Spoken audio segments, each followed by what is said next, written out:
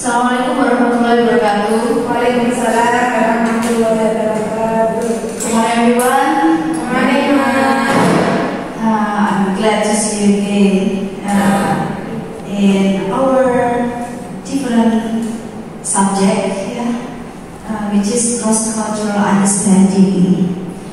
Okay, first of all, please say Bismillah. Bismillahirrahmanirrahim. Okay, everyone, cross-cultural understanding in bahasa artinya pemahaman lintas budaya. Nah, di sini bagaimana kita memahami budaya, adat istiadat, hal-hal yang ada di daerah itu, yaitu kekhasannya. Selain adat istiadat, apalagi makanan juga termasuk, upacara adat, apalagi yang kalian tahu, bahasa, betul, terus produk juga, ya, produk yang ada di daerah itu. Nah, di cross-cultural understanding ini juga akan diikuti dengan tadi kaitannya dengan bahasa, ya. And everyone, now we go to cultural differences. Why CCU? Why we learn CCU? You are in English. What is it called? Teaching department, right? You are in English teaching department. Why you learn CCU? Yeah. As we know, it is not enough if we learn only English, vocabularies, grammar, without social behaviors. Ya, social behaviors kita peroleh di budaya. Ya, karena perilaku norma yang kita perlihatkan, ya, perilaku kita yang kita perlihatkan di masyarakat.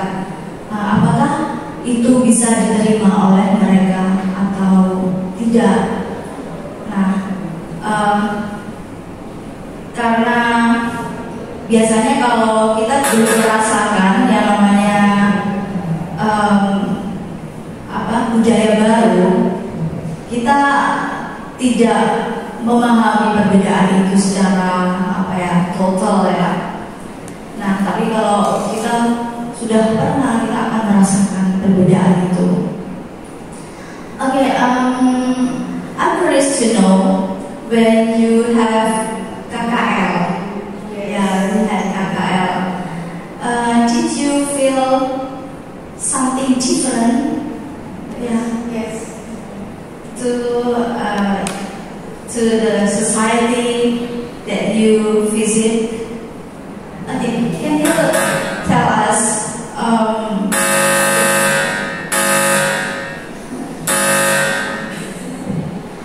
What's the difference you in Jogja? Yeah, what's the difference? Apa yang dirasakan saat itu?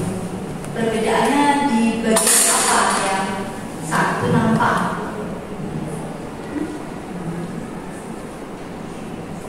Bahasa? Not really.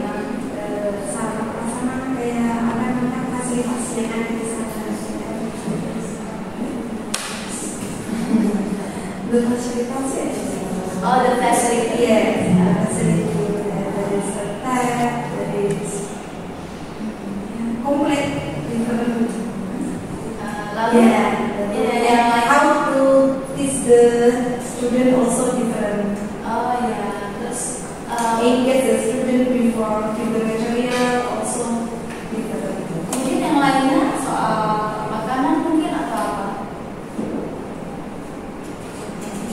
Atau selain Jogja mungkin belum terlalu kena, ya, karena kita hanya berkunjung sebentar. Atau budaya lain atau area lain yang pernah Mbak Yeni rasakan ada perbedaan itu di daerah? Kalau yang selama di Jogja, differentnya also itu before the student go inside class, itu ada budaya yang di sana wajib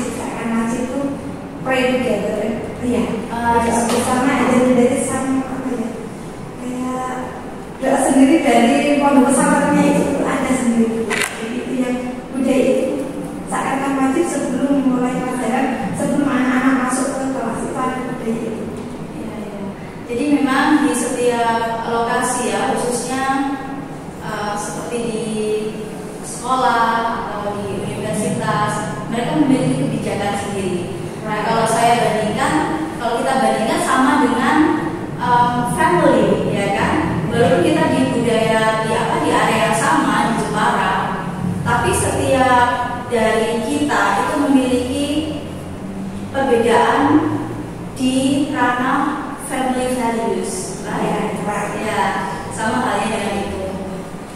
Nah, di sana juga secara personality mungkin bisa berbeda antara satu dengan yang lain, karena apa yang ditanamkan kita sejak kecil oleh orang tua dan yang lain juga orang tua mereka itu berbeda. Sehingga di sini yang namanya toleransi, it's not only from the norms culture of the areas, of the particular areas, but also individually. Yeah. Okay.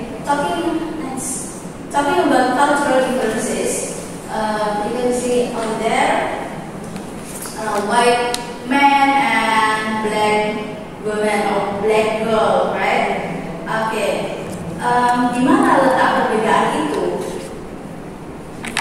Kenapa di sini saya menampilkan gambar dua orang berbeda? Apa yang kalian tangkap dari gambar itu?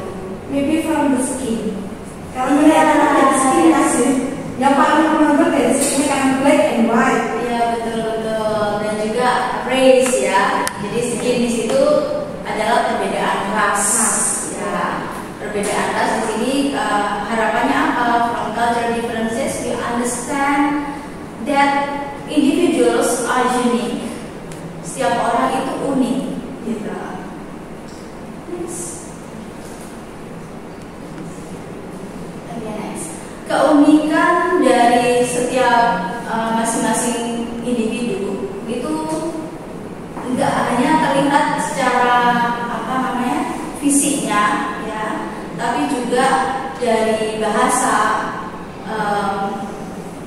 Terus yang paling terdalam yang tidak terlihat, characters, ya kan? Characters itu yang tidak terlihat, tapi yang terlihat adalah fisik, kemudian bahasa, dan kita bisa lihat di sana, ya, betapa mereka sangat multicultural.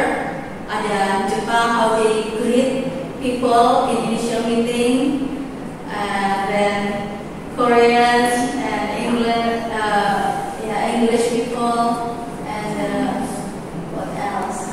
Germany, Japanese. Okay, cultural differences juga terlihat pada gesture. Nah, setiap negara memiliki caranya masing-masing ketika mereka bertemu dengan orang pertama kali. Sudah ada yang pernah ke Mekah?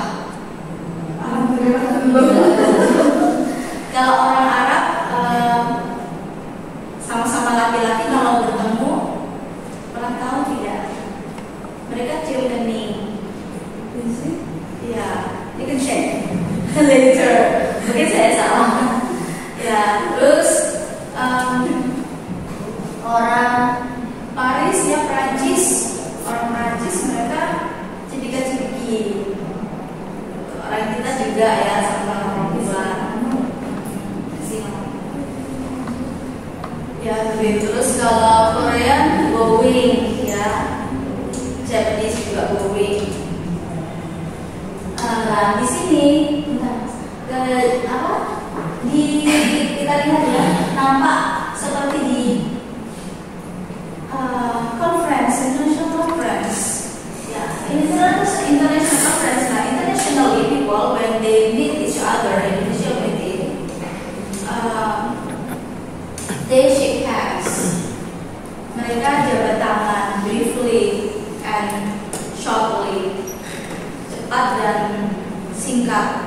Mereka tidak terlepas dari background mereka, dari mana, tapi secara internasional mereka shaking hands. Jepang kayaknya. Nah, mungkin beberapa yang lain, tapi ya, secara umum kalau kita sudah membaur, ya, international conference itu kita mengikuti bahasa Inggris kan masih jadi bahasa internasional, ya, bagi semua negara, sehingga kita harus bahasa yang mereka pakai, gitu. Itu shaking hands. Nah itu bagi yang paham ya. Tapi kalau yang tidak paham mungkin mereka udah jadi kebiasaan bowing terus nggak sadar ya. Ya, why didn't he shake hands seperti itu, sehingga muncul di benak banyak orang, kenapa kok ini, kenapa kok gitu. Next, in the cross-cultural communication, also frequently referred to as intercultural communication, it seems to understand how people from different countries and cultures behave, communicate, and perceive the world around their cultures. Jadi di sini diharapkan orang ketika bertemu dengan orang lain dari budaya berbeda, mereka diharapkan itu mencari apa yang menjadi perbedaan budaya mereka, sehingga mereka bisa bertoleransi, tidak menyakiti, memahami budaya tersebut dan sebagainya. Ini juga sama dengan yang tadi, orang kebingungan apa yang harus mereka lakukan. Ya, they don't know what they should do. Next. Nah ini juga sama dengan tadi. Ya, the key to success. The key to cross-cultural success is to develop an understanding of and a deep respect for cultural differences. Celebrating differences and understanding that people are unique. Constructive dialogue between people of different cultures is possible only when speakers and listeners understand that the meaning of any communication resides not just in message, but in mind of sender and receiver as well. So communication, communication is not only the message, the message what the sender or speaker send to listener or receiver. It's not only this one, but also from the gesture, the mimic, itu juga diperhatikan ketika orang berbicara. Jadi tidak hanya sekedar pesan. Sama halnya dengan ketika kita melakukan wawancara atau interview, lalu kalau seseorang itu nampak tidak meyakinkan jawabannya terlihat dari soal pertanyaan, misal. Nah di sana makanya kenapa ada strategi dalam interview. If you are not confident enough, just look at the color, lihat aja kerahnya yang penanya itu, atau lihat hidungnya. Karena tidak pede lihat mata biasanya gitu. That's why eye contact is important dalam hal transaksi ya, khususnya transaksi interaksi. When speaker and listener come from the same background, they may interpret message differently according to the personality, the accumulated experience, or even their mood and movement. Nah, speaker dan listener yang dari background yang sama pun terkadang masih bisa salah paham. Nah, untuk menginterpretasi pesan, dikarenakan secara personality itu memiliki karakter yang berbeda. When speaker and listener come from different cultural backgrounds, the potential for the message to mean different things is increased greatly. Yaitu yang menjadi tidak selalu ya orang yang sama-sama budayanya terus bisa memahami satu sama lain karena karakternya yang berbeda. Yes. The effective intercultural communication goes to knowledge, sensitivity, and appreciation of cultural differences. Diharapkan dengan perbedaan budaya itu kita memiliki pengetahuan terhadap budaya yang lain, sensitivitas dan menghargai, ada rasa toleran, appreciate to different culture. Nah, bagaimana memang ada kendala ya, kelemahan kita untuk bisa mengenal budaya khususnya yang ada di Indonesia, di budaya lain, ya kan? Minimal kalau kita mau berkunjung ke daerah tersebut, kita mencari tahu seperti apa sih lokasinya minimal, seperti apa sih makanannya, orang-orangnya bagaimana, bahasa yang digunakan apa, minimal itu. Apakah saya melakukan itu saat pindah sini? Tidak. Yang saya tahu adalah Jepara is historical city. Itu aja sih. Oh, katanya Ibu Kartini itu sih awal. Kalau soal bahasa, kalau masih sama-sama Jawa, itu masih bisa diminimalisir mengenai culture shock ya, atau kejut budaya. Karena secara bahasa sama-sama Jawa, walaupun ternyata Jawanya ada perbedaan, termasuk tone ya, tone juga organ beda. Tapi secara kromo itu sama. Cultural, that's why it's called cultural identity. Yeah, you have your identity, Japanese, and I'm Surabaya. It's not fixed but movable. Ya, cultural identity itu tidak fix ya. Ini dikarenakan semakin zaman berubah, semakin mungkin ada pengaruh juga dari negara lain yang masuk ya, seperti Korea, seperti kalau saat ini Korea ya, Jepang, Korea, terus Western countries. Nah itu bila tidak dipupuk ya, ditanamkan sejak dini budaya asalnya, nah itu bisa tergerus, bisa berubah akhirnya. Ya sedikit sama dengan kalau Jepara punya itu upacara adat yang selalu dilaksanakan kan di waktu tertentu. Nah, bila itu ada perbedaan misalnya dihandle sama generasi muda, ditambahkan ini aja. Lah, kira-kira esensinya ngena nggak keasliannya? Itu lebih susah dengan itu. Esensinya beda. Culture is more than learned behavior. Lebih dari kita mempelajari perilaku. Karena budayalah yang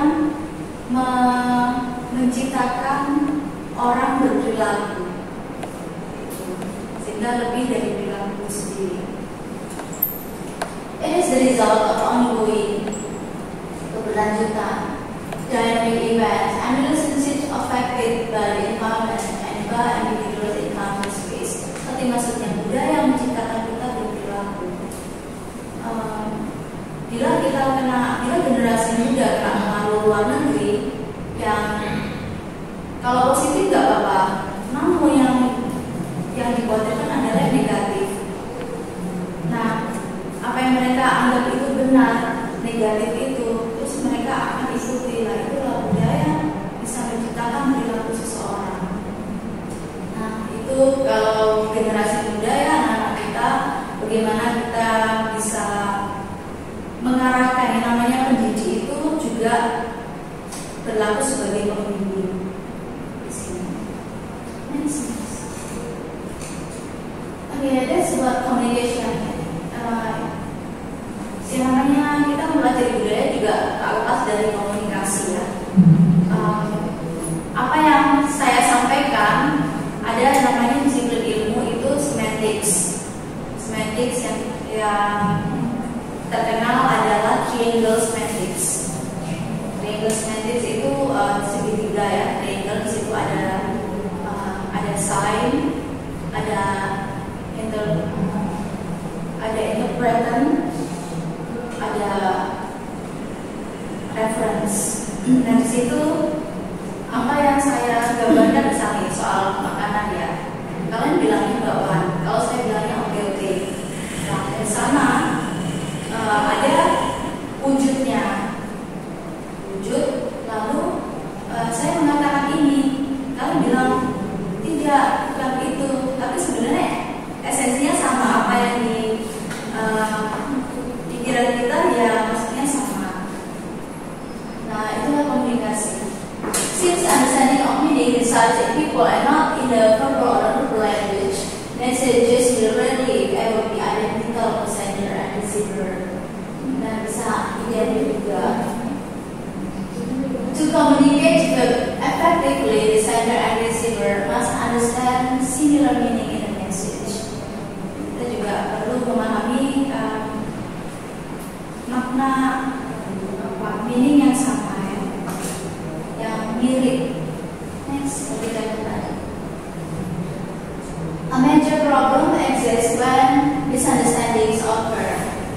behavior may be interpreted in a way that was never intended. Arrivally, a function is seen as rudeness. Nah, ini soal misunderstanding occur when Asian people, American, comes to our city, and then he feels shocked because of the punctuality. Nah, ternyata mereka kok sering telat. Saya sudah on time. Kok dosennya juga telat semacam itu. Nah, ini juga menjadikan kesalahpahaman. Oke, dan dianggapnya kasar ya. For example, ini ada contoh yang lain. Winnie Mandela being refused admission to the opening of the International Women's Conference in Beijing in September 1995 because he was late. He was reported on television from outdoor. It would be dangerous if it happens to popular people.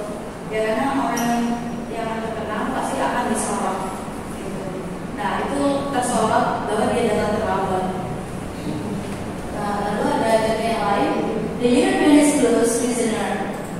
His statements of fact are devoid of any ambiguity. His naturalization, believing or have studied logic.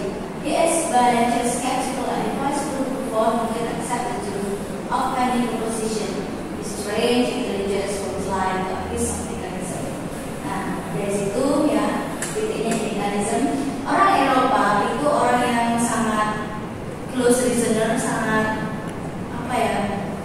berpendirian, punya alasan logis. Dan statementnya soal fakta itu tidak ada yang namanya ambigu.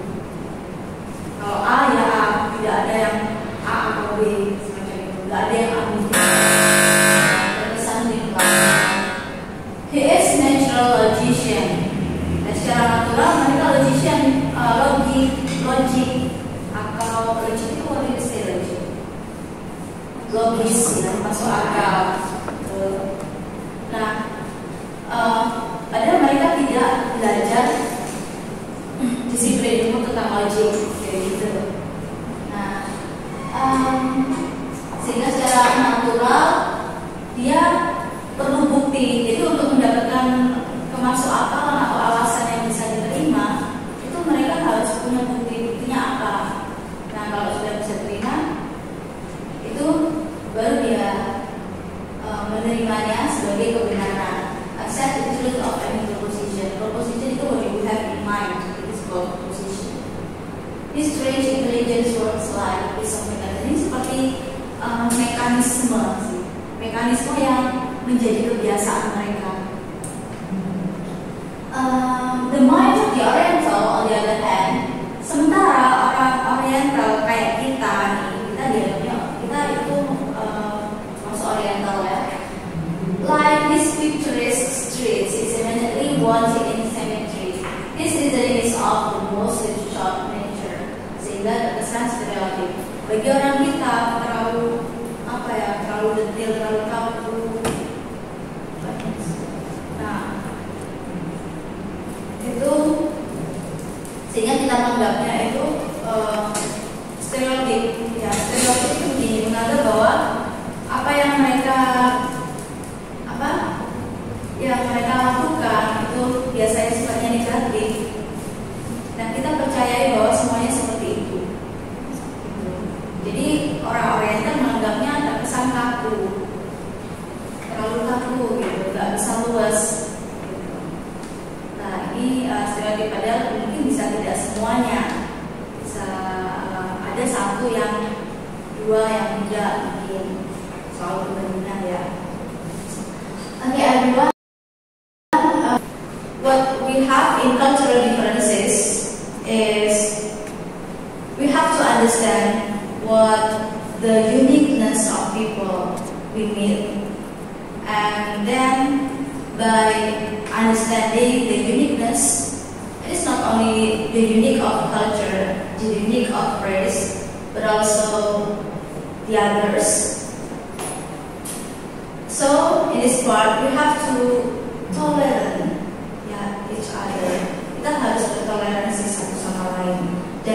memahami perbedaan itu. What they believe, we appreciate it.